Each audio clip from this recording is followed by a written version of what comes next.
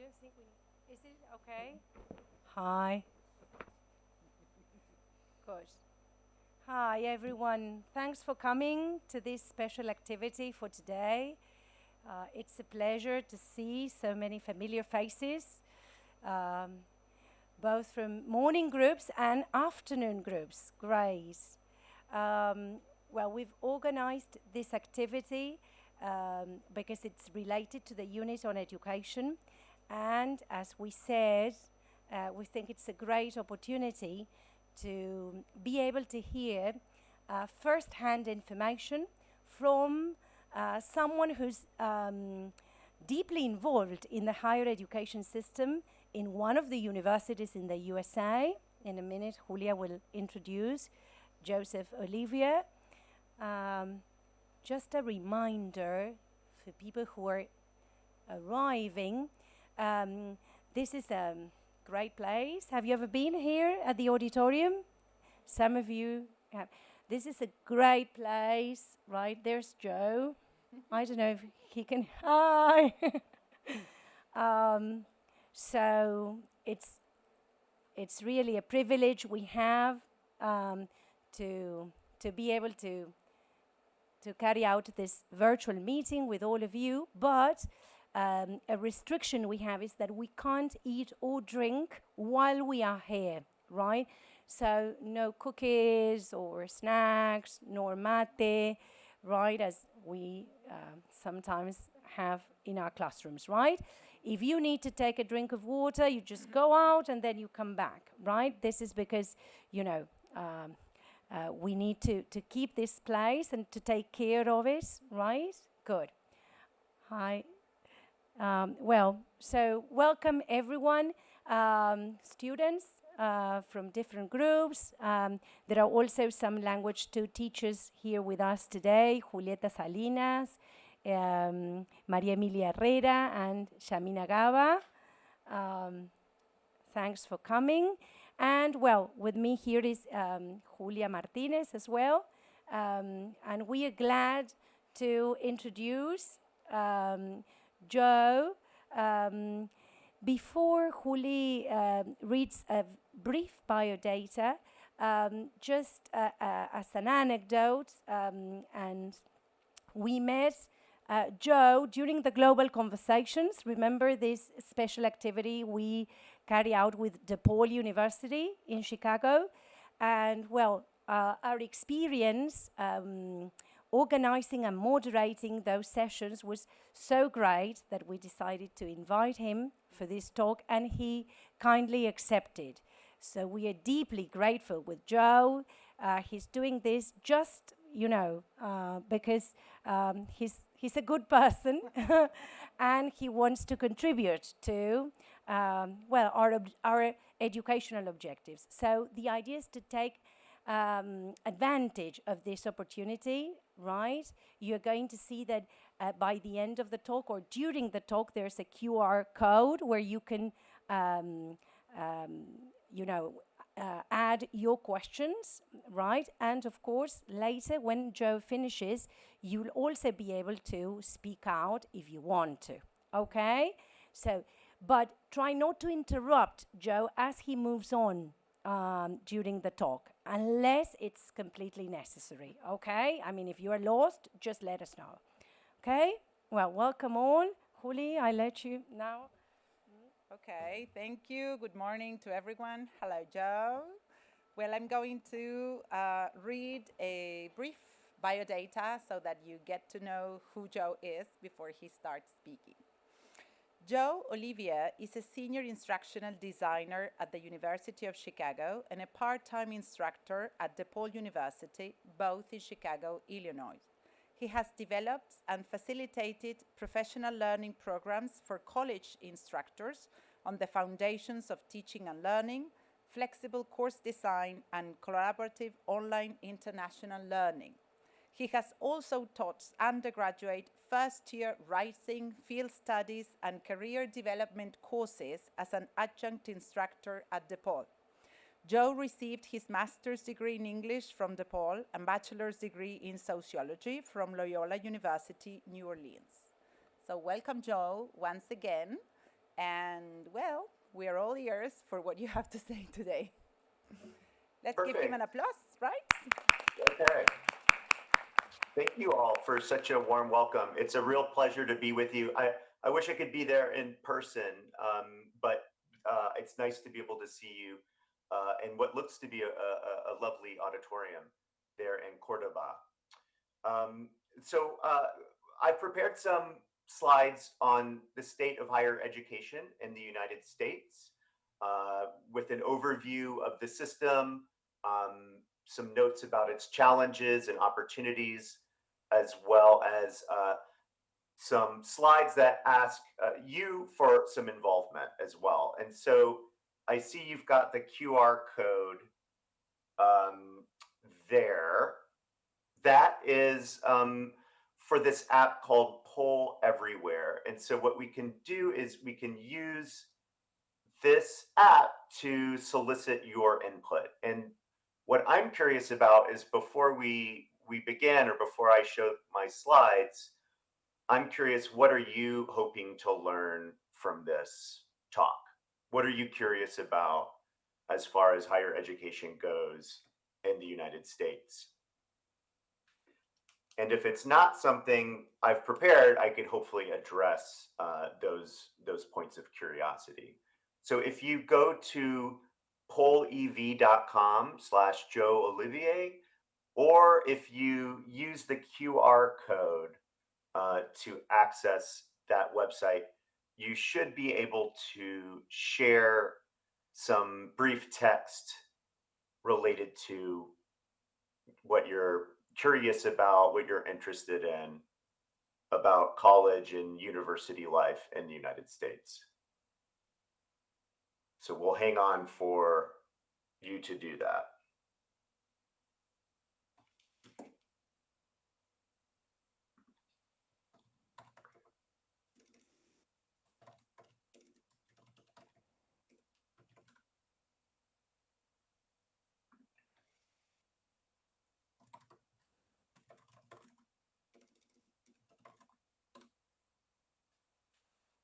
Okay, so it looks like we've got one entry. How much does it cost? Opportunities for international students. Okay. Different ways of learning in the US, for sure. Classes organized. Okay. A university student's lifestyle, sure. Okay. I'm going to write some of these down.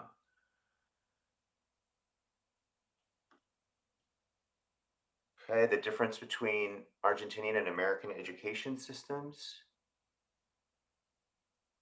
Sounds good.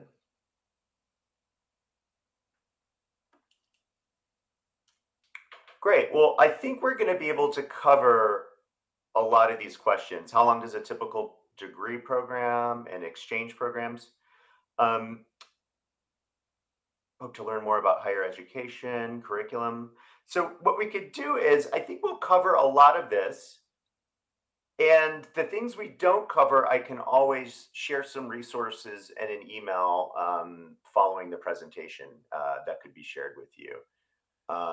So hopefully we'll get to most of these exams, international. A lot of questions about international students. Great. Okay. Exams and study. Okay. All right. Well, let's go ahead and continue. But these are some really great questions. Becoming a teacher,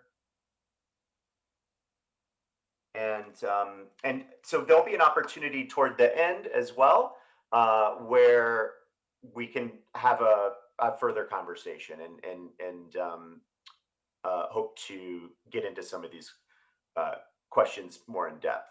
But without any further ado, let's go ahead and get started. So before we talk about um, uh, the current reality, I'd like to share a little bit about the history of higher education in the United States. And so it begins in the 17th and 18th centuries. Um, Harvard College was established in 1636 in Massachusetts. So that's about 140 years before the United States became its own country. This was still a colony of the United Kingdom. Um, well, actually, it was the Massachusetts Bay Colony. But still probably related to the crown. And originally, colleges were primarily religious institutions to train clergy. And this is similar to the model of English universities like Oxford and Cambridge. So here's an image of Harvard College and what it looked like in the 1720s. Um, so the oldest colleges in the United States, the first is Harvard, and then we've got some other ones: the College of William and Mary in Virginia, St. John's in Maryland, Yale in Connecticut, and the University of Pennsylvania in Pennsylvania. So this is an image of the early colonies as they existed, and in relation to the United Kingdom's holdings. So here's a quick question for you. So in addition to helping found the University of Pennsylvania, which of the following things did Ben Franklin invent? Ben Franklin is a big, he's a big hero, folk hero, or just a big presence in the United States' imagination, and he was also an inventor. He was a statesman. He did lots of things, and so just curious what you all think he invented. Okay, so clearly the lightning rod is winning as far as your thoughts go, and that's definitely true. And I think there's that goes along with the story about him flying his kite and noticing the lightning hit the kite and send a shock down to Earth, and that relates to his inventions and curiosities about electricity. So you're absolutely right. He also invented the other things on this list. He invented bifocal glasses, that allows you to see, two different lenses in one set of glasses. He invented swim fins, which I just learned about earlier when I was putting this together, and he invented a new form of urinary catheter. So that also I didn't realize until recently. Lots of good things Ben Franklin was up to. Thanks for that. So briefly, the 19th century, we saw the growth of public land grant universities. So this was land that was set aside either to build new colleges, or they sold the land to raise money for new colleges. Unfortunately, a lot of those lands did belong to Native Americans, and so they were displaced through breaches of treaties and things like that. Some examples of land grant colleges in the United States are Michigan State, Iowa State, Kansas, and Cornell. Lots of these universities are further out west. When the land grant happened as the United States was undergoing its westward expansion, and a lot of these colleges exist in the Midwest, in the Great Lakes region, and even further west. Also, we see in the 19th century a rise of philanthropist-funded private universities. So wealthy people like Vanderbilt built his own university and named it after himself, as did Johns Hopkins. Interestingly, the University of Chicago, where I work, was in part funded by John Rockefeller, who was the founder of Standard Oil, this big oil company that had a monopoly on oil and gas for a while, but he decided not to attach his name to it. And also Carnegie Mellon University out in Pittsburgh, that was founded by the Mellon family, and they had interests in banking and mining. So, and a lot of these universities to this day are extremely competitive and do a lot of research. Uh, Moving on quickly through the centuries, the 20th century saw rapid growth. So higher education expanded with the GI Bill after World War II, which gave veterans the opportunity to attend college for free or at a reduced cost. So in 1947, there were 2.3 million students enrolled, but by the year 2000, 15 million were enrolled, so representing a growth of 562%. So not all veterans, though, necessarily were able to participate as they wished. So here's a quick question for you. The limited capacity of historically Black colleges and universities meant many Black Americans were not able to enroll in college under the GI Bill. What do you think?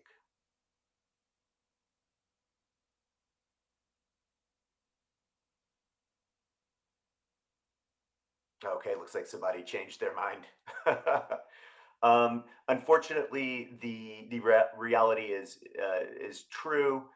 At that time, right after World War II, a lot of universities were still segregated. So that meant that Black Americans weren't able to enroll in those universities. So they had to enroll in separate colleges, but those colleges were historically underfunded, and a lot of the Black veterans weren't able to participate as they wished. So that kind of disadvantaged those folks pretty early on.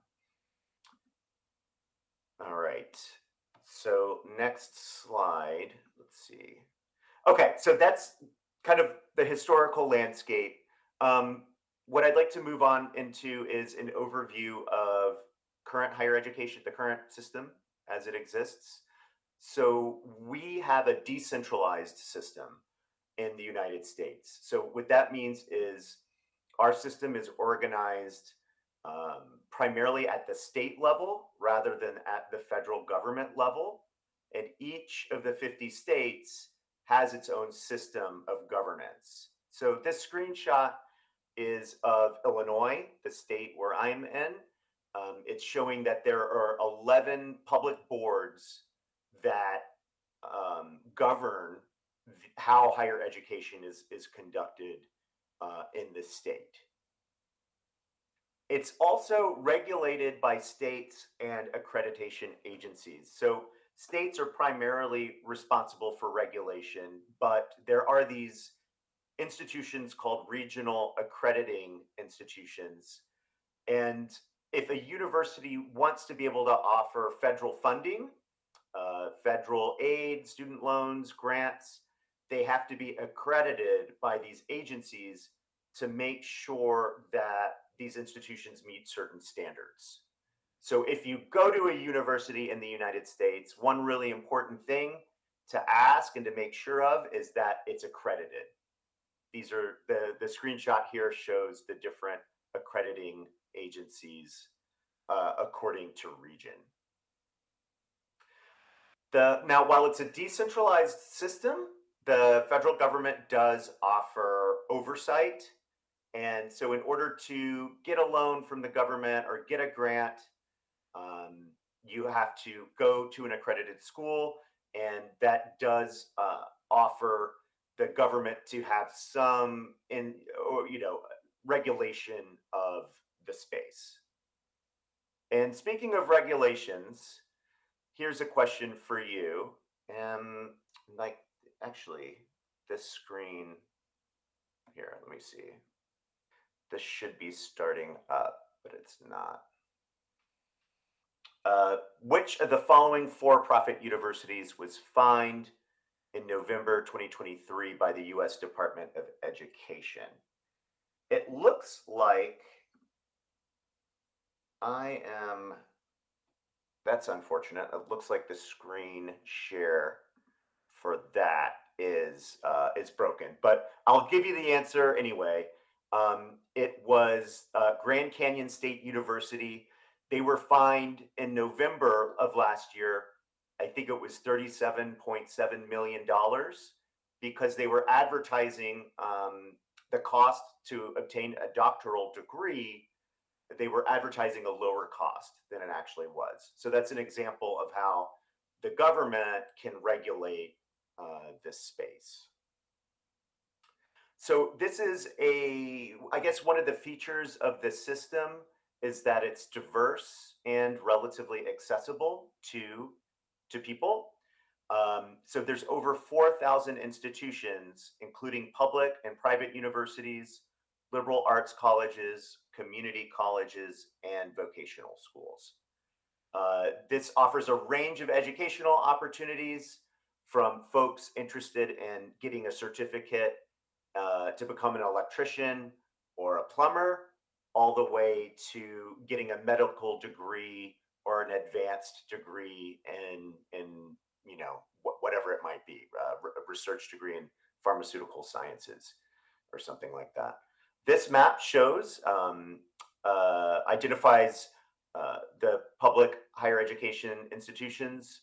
Rather, the blue dots are public universities, and the green dots are private nonprofit universities. So obviously, the most of them are concentrated in the eastern half, as that's the older part of the country and the more populated part of the country. But you'll see, at least one state. Each state has a few, even out west in the lesser populated regions. So here are some common types of degrees. Let me see if I can use the laser pointer here.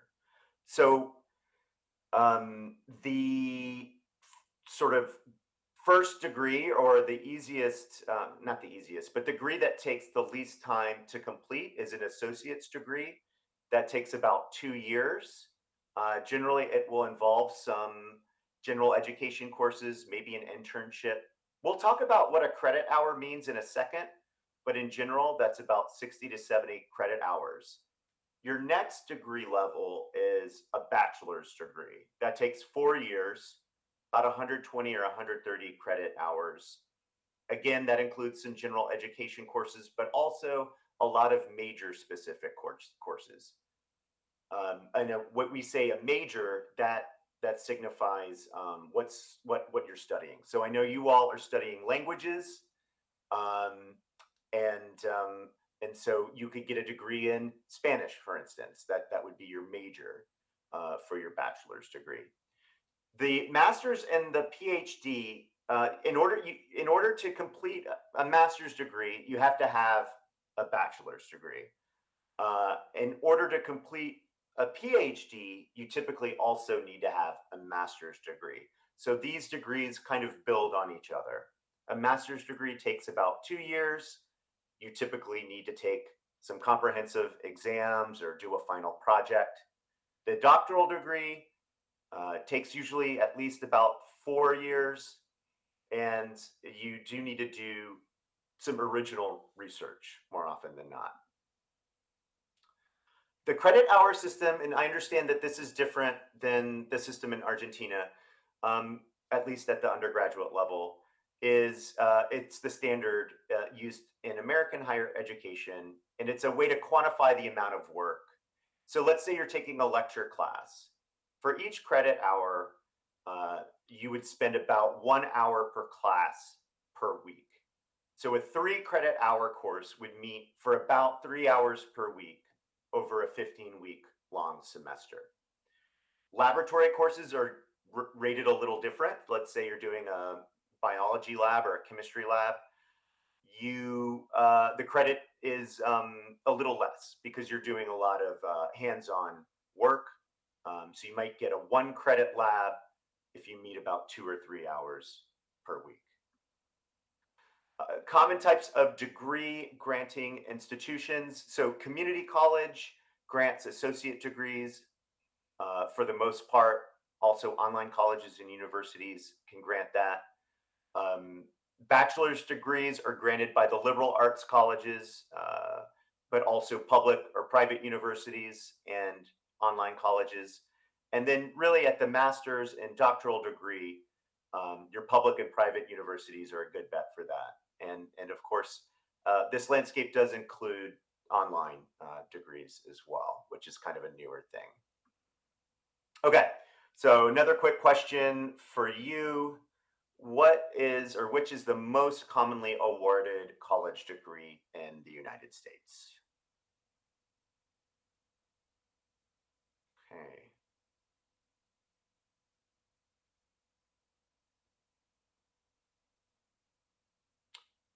All right. Well, it looks like the vast majority of you are correct. It's the bachelor's degree.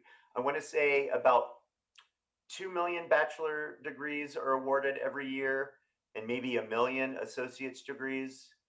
Um, I ran across that number recently. I'm not, 100%, but it's something like that. So the bachelor's degree is the most commonly awarded degree.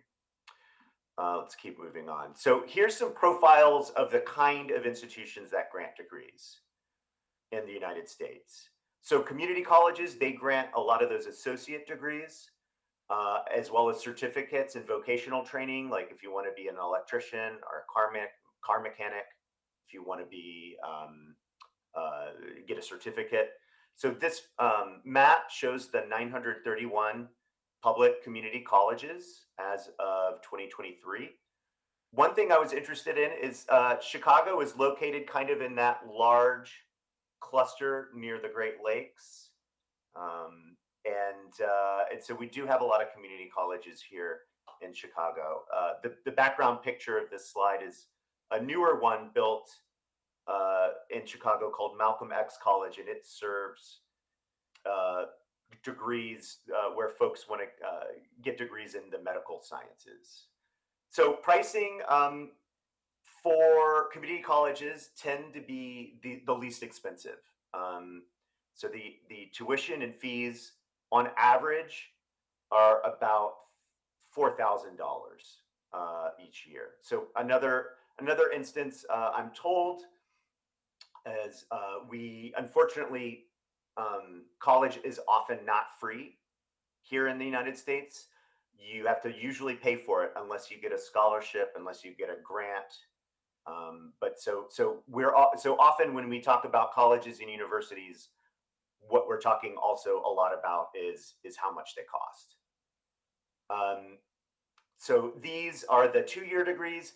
One key feature is you can transfer your credits that you earn at a community college to a 4-year degree institution. So here in Chicago, lots of students do their first 2 years at one of the city colleges of Chicago, and then they transfer after that to a 4-year degree school, like the University of Illinois at Chicago or DePaul University, to complete their bachelor's. And they when it comes on the diploma, it says from DePaul or from the University of Chicago or wherever it might be.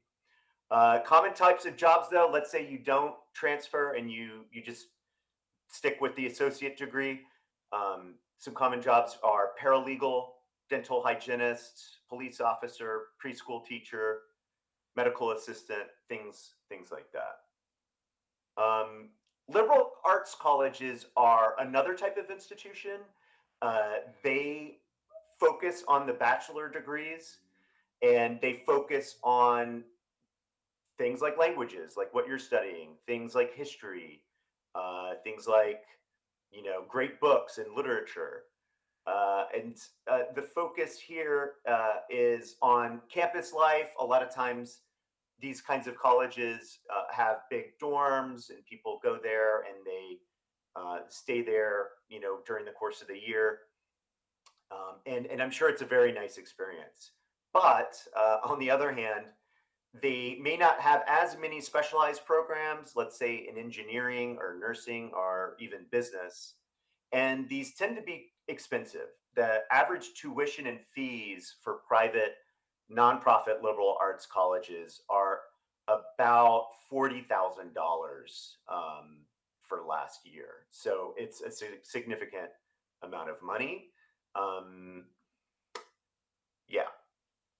The next kind of type of institution, and I pulled all the logos here, are the six national universities here based in and around Chicago. These provide a broad education, so you can go for your undergraduate degree, your bachelor's, or often you can get a master's or a PhD. These institutions are known for research. So, in addition to teaching undergraduates, you've got faculty conducting research, and there's typically a wide range of resources. A big difference between the public schools and the private schools, or the public schools tend to be much less expensive. There's even a difference in tuition. If you stay in state, let's say you grew up in Illinois, it's typically much cheaper to stay in Illinois for your public school than it is to go elsewhere because you get a discount for staying in state. Out of state, you may have to pay a little bit more. Private national universities, tuitions and fees range from 40,000 to 55,000 per year. Now, usually when you do get admitted to these schools, you're usually offered some degree of aid. It might not cover all of it, but in general, it could cover some of it. Now, these are the new kids on the block. These are the new players that have emerged in the last 20 years. And they're online colleges and universities. They've become really popular because it's helpful for working adults. It's helpful for people who have children or who are caring for elderly parents. These provide degrees and courses online, and so it's very flexible. Um, and the two, oh, are we good? Okay. And then the tuition is there's a range. The better deals are from the public schools. You'll pay a little bit more at private schools, um, and um, and so that's the landscape of the different kinds of institutions offering these degrees. So this is an interesting little question. Over a 40-year career, what is the average earnings difference between US individuals with only a high school diploma and those with a bachelor's degree? So basically, how much over 40 years is the difference in earnings between those just with the high school diploma, that's the secondary school education, and those who get a bachelor's degree on average?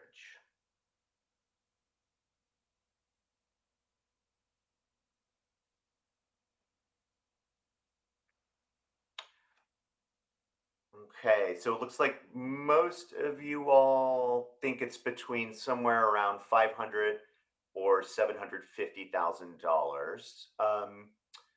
It's actually closer to D, 1 million. I think the latest statistic is about $1.1 million additional earnings with those with bachelor's degrees. Um, Now that's in the aggregate. Does it always happen? Is it guaranteed? No. But that is the aggregate difference.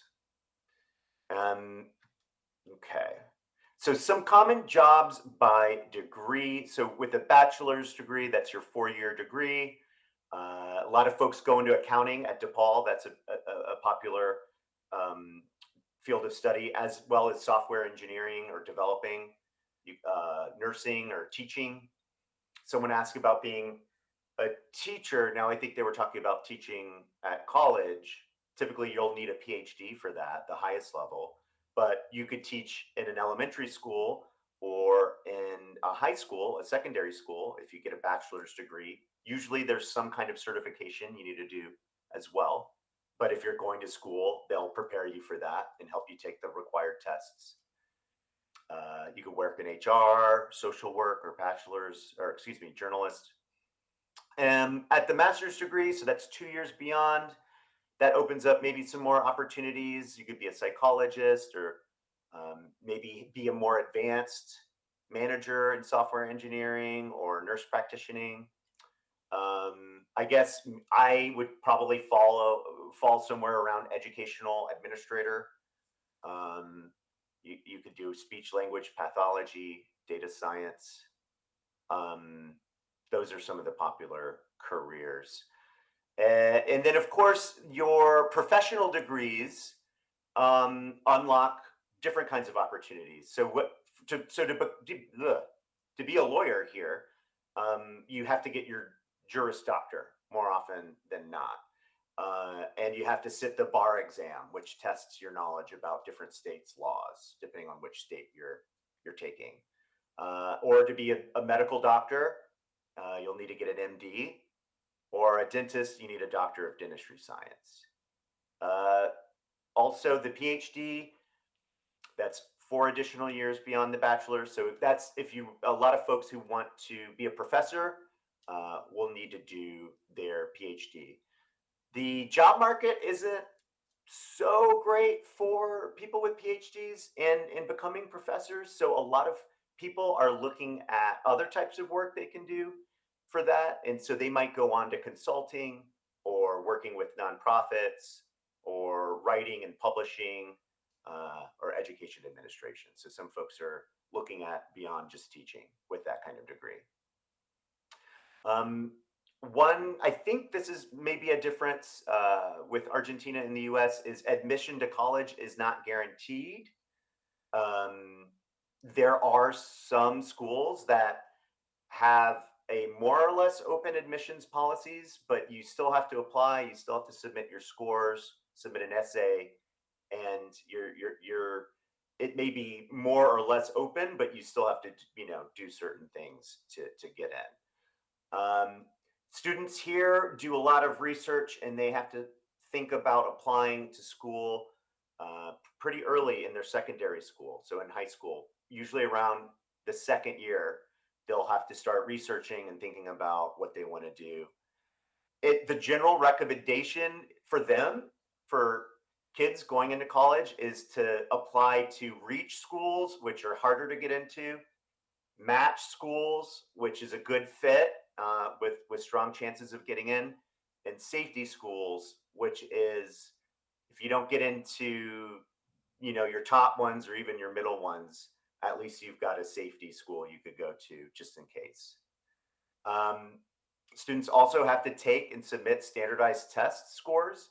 Not always, but often. And to be competitive for scholarships to get money, you will typically need to take one of these tests.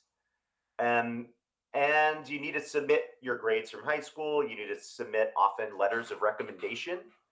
So teachers or coaches that you've worked with, and write essays to get in. And paying for college, there's a lot of different ways people do this. Grants and scholarships. So typically, you would file. It's called the Free Application for Federal Student Aid, and what that does is that allows you to be to access certain kinds of federal aid. So maybe maybe it could be a grant or it could be a work study. So that allows you to work part-time in addition to getting money to help pay for college tuition. You could get a federal student loan. Usually those are lower interest rates than private student loans, which are higher interest rates. And we were talking about the GI Bill after World War II. And so the military here does offer a lot of benefits. You can you can get your bachelor's degree for free. And I'm pretty sure you could also get a master's degree if you're in the military. So that's, and then, if you have savings, you can, use that toward paying for college. But this is a big topic of conversation, and there are lots of people who are very frustrated with how expensive it's gotten. Okay, so quick question for you all: Which university in the US is hardest to gain admission to? Is it Harvard, Minerva, Yale, or Stanford?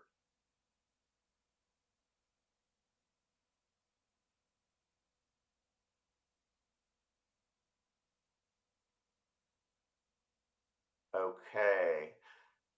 Well, most of you seem to think Harvard is, and frankly, that's what I thought too. Harvard admits about 2% of all applicants who apply. Um, but it actually turns out to be Minerva University, B, which admits only 1%. And this university, it's a different kind of university where students study in small groups and they change locations throughout the year. And I think they even have a location in Buenos Aires. It's a university founded by someone in Silicon Valley, someone in tech, and it turns out to be the most selective. But Harvard's at 2%. I think Yale is probably around 3 or 4%, same as Stanford. So these are hard universities to get into generally. Um, Moving right along, and then we'll open up for questions. I just wanted to include some opportunities and challenges after kind of giving you an overview of the landscape right now. So, an opportunity, I think, in higher ed is the expansion of online programs and access. And a lot of instructors now, I think, after having done online during the pandemic, during COVID, they see a little bit more value potentially in online programs. But these are programs that continue to grow, 100% growth just in 3 years. And there's and there's a fair amount of people who are taking online classes exclusively. So 60% almost of students at private for-profit institutions, and almost a third of students at public institutions. The outlier here is private nonprofit institutions. Only about a fifth are enrolled in exclusively online education. And so lots of schools are offering online courses and degrees. You know, basically like 4,000, almost nearly the total amount of schools that are offering these degrees. So that's been a major change, and I think it does represent an opportunity for folks who are working or who have other kinds of obligations. Um, but also a challenge, as we talked about, is the rising costs in student debt. And tuition has gone up more than the standard inflation rate. Now, I'm hesitant to bring up the inflation rate to you all because I understand it's extremely high in Argentina right now. Um, and so uh, but I guess that's to say people here are stressed about how much the costs are rising, and so yes, that creates I think a lot of frustration. So average federal student loan debt, um, your average student owes about $40,000 after they, or just I guess for every borrower, the average is almost 40,000. So that's about $1.6 trillion of outstanding debt divided by a total of nearly 43 million borrowers. So that's a lot of money. Another challenge is equity and access to elite institutions. So those institutions like Harvard, like Stanford, uh, it's hard to get into those. Um, People from low income backgrounds, people from maybe underrepresented minority racial populations aren't represented as well there. It's harder to get into those. And a lot of the elite schools give preferential treatment to the alumni, to the graduates of those institutions and their kids. They typically can get in a little bit easier. Um, However, another opportunity or area of opportunity are partnerships and collaborations with industry and other communities. So, an example here in Chicago is the Chicago Quantum Exchange for quantum computing. It's anchored by the University of Chicago and a bunch of national laboratories and the state public university. So, they're looking at building a large quantum computer, and that's hopefully going to mean more jobs, more companies getting started here in Chicago. A major challenge is a decline in total student enrollment. So basically, um, enrollment peaked around 2010, and it's down about almost 15%. And that's kind of simply due to the fact that the birth rate is getting smaller, and so there's just less young people in general. So lots of universities are having a hard time financially. A few have even closed, and each year it's predicted more and more universities will probably close. So one other thing to think about if you're interested in studying in the United States is um, try not to go to a university that is in financial trouble, because you wouldn't want to go to a place and then have it close on you. So you'd want to do some research on that. Okay, so that's it for me talking. I hope this was interesting. I'm not sure what the best way is to do discussion. We could do it in the app. Um, One thing I know that I didn't address in the slides are, opportunities to study abroad, like for you all. Um, my understanding is, it would be similar to applying as an undergraduate student, where you would have to probably take a standardized test for your English. I'm pretty sure it would need to look at your English fluency and maybe your grades, and you'd probably have to submit an application with an essay or something like that. I could follow up with more resources on that by email, and that could get sent to you all, because that's not something I'm super familiar with. But if you have any other questions or anything that this is raised, issues that you'd like to talk about, feel free to share here. Or I don't know if there's a microphone, you could also speak on the microphone. Is this working? Yeah, it is. Perhaps, Joe, if you can still see the poll with the questions, you can stop sharing your screen so you can see the students over Okay. here, because Sure. there are cameras that may Oh, show okay, you, great. I guess.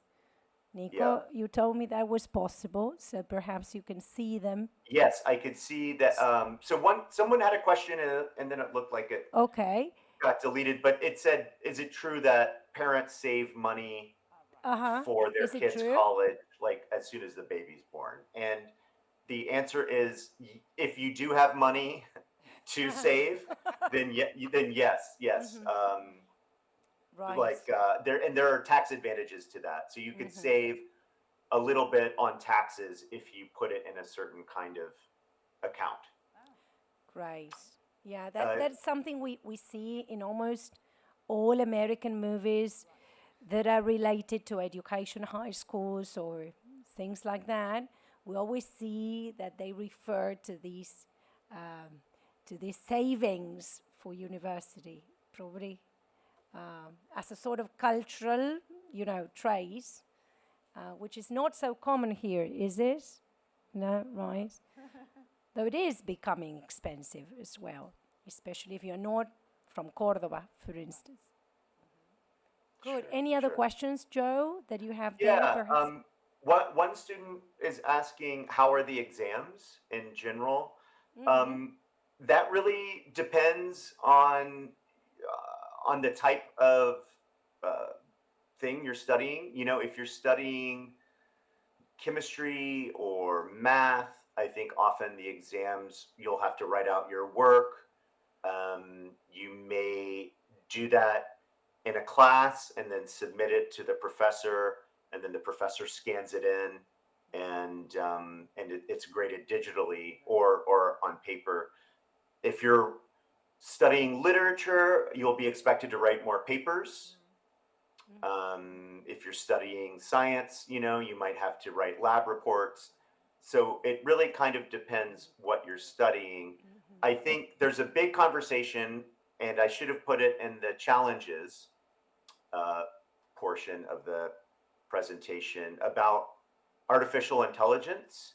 And many professors are concerned that students are using generative artificial intelligence to complete essays. And so that's a lot of what we're talking about right now, is how to manage that challenge. Are there things that the professors can do to discourage the use of artificial intelligence? Or in some respects, can artificial intelligence be used as a learning tool, as a learning aid, in a way that's complementary to someone getting an education? Right. Are there Okay, any others? lots of questions have Lots of come. questions. Okay. And We can't see them now. We just right. see you, but you can just select the most Sure. important, Here's a relevant, good one. the ones you How like common? best. Yeah, here's a good one. How common is it really to graduate? And that's something I should have mentioned. Not everyone who goes to college graduates, and some schools have really low graduation rates as a whole, and some schools have higher graduation rates. I think that there's a real danger for students enrolling in college, taking on a lot of student debt, and then not finishing. And typically they may not finish due to some kind of crisis, maybe a mental health concern or a physical health challenge, or just they're not prepared from their previous institutions, or whatever the reason might be. So there is a risk there, for folks who have some college education but aren't able to finish it, and they still have to pay the debt that was incurred on the tuition that they did have to spend. So that I don't know the national statistics on graduation rate, but I would have to do a quick Google search, I guess. Um, so if you do switch majors, one question is, if you switch majors, you have to start from year one. It depends. I think most schools require you to take some general education classes, like things like language and literature and math and science. So you'll need to sort of take those. And if you switch majors, sometimes some of those classes can count toward your more general requirements, like your major classes. Oftentimes, it may make it longer to complete your degree. It may take a little bit more time. There's a whole profession in higher education here, because the system is so confusing, called counselor, like a academic advisor, and they offer guidance and suggestions to students, because it is way more complicated than it probably should be.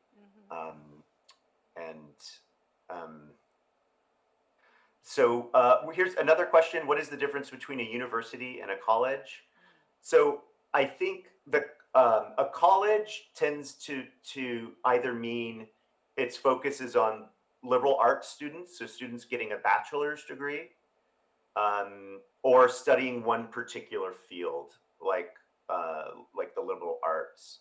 A university tends to be more broad-based, and a university tends to have research and opportunities to get advanced degrees, like masters or PhDs. So universities tend to offer more degrees and do more research than colleges. And colleges often make up universities. Like one university may have different colleges according to discipline.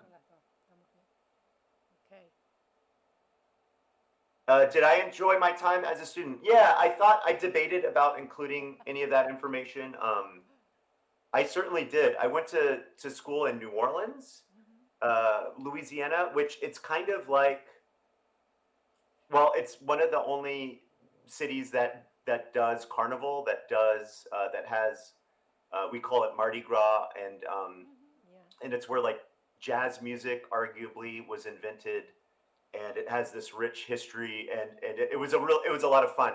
I like to say I'm proud to have graduated in 4 years, because there were plenty of distractions available to me We at that don't time. know about anything about that.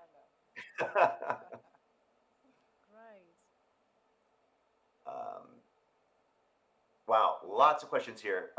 So maybe we could have time for one Just or two more. select the ones that Yeah. you think. Okay, so here's interesting. How's the organizations of the exams in a year? Because we have 2 exams, Good. and then at the end of the year. So yeah, we have something called like a finals week at the end where people are doing exams, but more and more university instructors are organizing their classes a bit differently, where maybe you have 1 or 2 things due every week, like smaller projects. And so the emphasis isn't all the way at the end. You might be working incrementally on a project or a series of projects throughout that time. I think that's something that is encouraged by a lot of educational developers, people who consult with faculty, because it reduces the stakes for each individual assignment. So that might be something that's a little different. Yeah. And so preparing for a standardized test, there's a whole industry, unfortunately or unfortunately, dedicated to helping students prepare for standardized tests. And so there are test companies that can help you, that maybe do online tests. You could also get online tests, practice tests to take. You could even ask generative artificial intelligence to test you on certain things. You could prompt those systems to do that.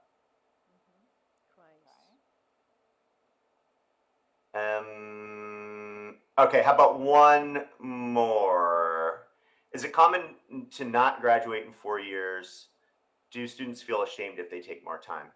I think it's becoming more and more common not to graduate in 4 years. And it's so much so that the statistics that universities are required to report is the graduation rate within 6 years. Because more often than not, it takes a little bit longer. And if do students feel ashamed? I don't know. I mean, maybe they may also be sad to have to spend more money, because typically you're billed by the quarter or the semester. So if you take more time, you're also spending a little bit more money. So maybe you feel shame about having to spend more money. Okay. Well, thank you, Joe. I don't know. Could you see the audience, the auditorium? I did, yeah. Thanks Yeah, so you much for being see? here. Yeah, Look, what a lovely these are audience. all our students, right? Or some of them, actually. Well, if there are some pending questions, of course, then we can address them by mail. We can share some of the material Joe will send us through the virtual classroom. And we want to thank you for sharing this information. As we told you, we analyze these basic aspects of the American higher education system in comparison to the Argentinian education system and the British education system. Again, basic traits, because there are differences that are important for us. Do you have a question for us, for our students? Anything you would like them to say? So Any that's a good doubts you have question. about our system? So I guess, I mean, I guess, I've read a lot about inflation in Uh-huh. Argentina, and I'm wondering what the impact is when you've got inflation of like 200% in a Right. year. I have a hard time even understanding, Just, yeah, how it's that very, works. very hard to imagine, right? Imagine we're living it. Um, any reflections? You don't have a microphone, but we can. Hmm? Over there, somebody who would like to answer Joe. His question is whether inflation has had any impact on your Student life, lives as students. Do you know of any? on your studies. They are shy, you know. They don't dare to say. But as somebody Oh, yes, plucks up good. courage, there, thank you. Hi, hello. Um, Hello. I will say that, well, for me, I see the impact because I commute to come here. And although I have my pass covered during weekdays, for example, I had to give an exam last Saturday, and every time on the term I have to give a Saturday, I have to pay a different price for the bus, and it's different, very different each time. And sometimes I don't know how much I'm going to spend, and I don't imagine the guys who are living in a dorm in a residence, for example, that they have the let's say fees. the fees raising every other month. Yeah. Thank Yeah, you. that sounds hard. That sounds difficult. You see? Um, it makes planning. I'm sure it makes planning hard to create a budget and know what to expect. Yeah, there are, we don't have a campus here for at least at Ciudad Universitaria. So many students who are not from Cordoba have to pay rent. They rent apartments, or as you said, they live in residences, right? So, and that, well, that is something you can't plan. I mean, you don't know, you don't even know how much is going to raise, right? It's like you cannot plan. Is it going to be 10% more, 20% more? It's so that you know that situation, that economic situation, may have an impact on not only on our well-being, but also on our emotions, right? You're stressed out sometimes. This uncertainty creates, a sort of climate that is not very good. But we hope, I don't know, we still keep working, studying, and, well, we try to do our best. Good. Okay, I guess, Joe, we're going now to thank you again for your help, for your contribution, your great disposition, for your time, right? And you are invited to come in person anytime. We will keep trying to bring you here through Fulbright or anything, right? But, well, I guess now we can give him a big clap and say goodbye for your. Awesome. Well, thank you so much. Thank you so Yeah, much. I would love to come down there. Maybe we'll just keep trying for a Fulbright. Yeah, And definitely. best of luck to all of your students. Buena suerte. Buena suerte. Buena And suerte. muchas gracias. Thank you for your time. Thank you, Joe. Bye. Bye-bye. Bye. Bye bye.